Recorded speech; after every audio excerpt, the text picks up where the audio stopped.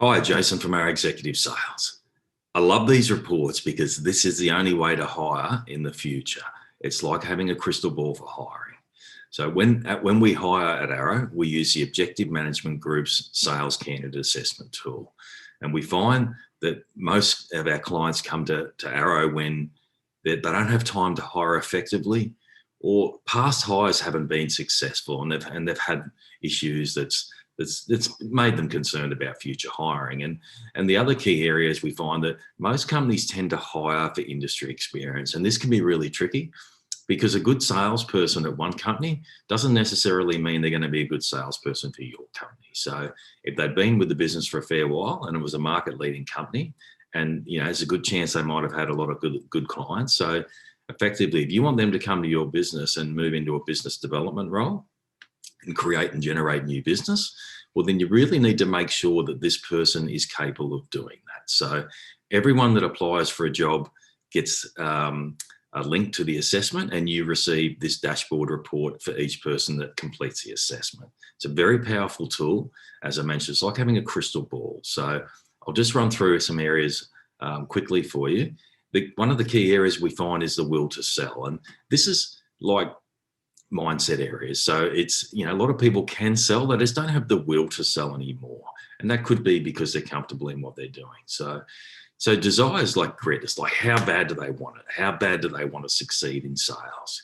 And commitment. Will they do whatever it takes for your business to be committed to do what you're looking for and to achieve greater sales success? So the other key area we look at is their outlook. And you can see from this example here, it's all quite low. So you'll find that the motivation as well is quite low.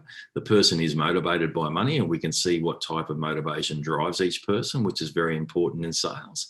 But if we come over here, we've also got 0% responsibility. So this person probably won't take responsibility for their actions, which is going to end up in excuses as to why they can't do the job you're looking for. So the beauty of our reports is it will show whether each candidate is recommended for interviewing or not.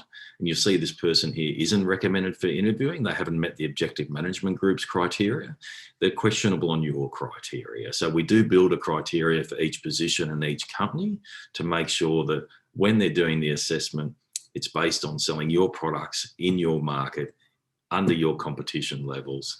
And it's a really good tool to understand closely who can sell the way you want them to.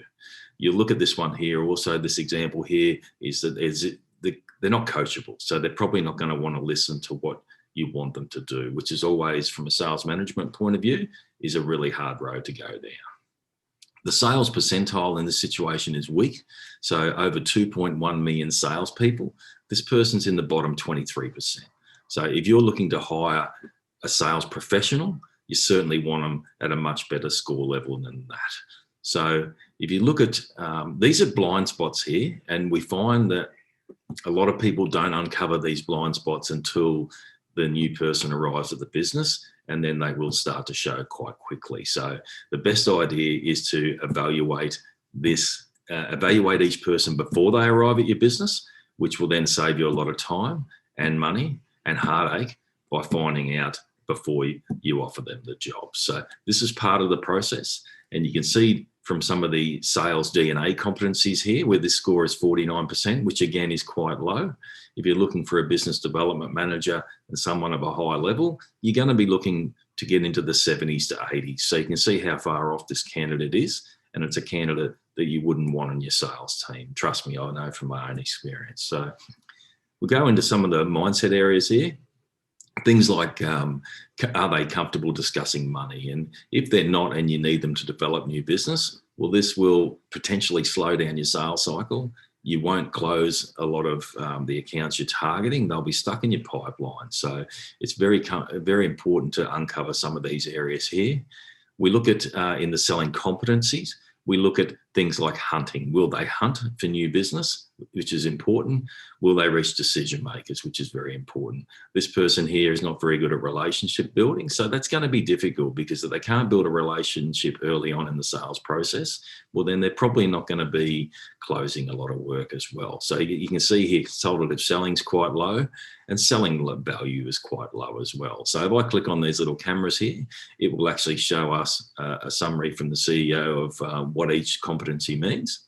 And this little graph here shows how they're comparing to 2.1 million other salespeople around the globe. So if you are hiring and you'd like some more data to support your decision, which I'd highly recommend, please reach out. I've only shown you a little bit of each of the reports here, but I'm more than happy to sit down and go through what you're looking for within your salesperson.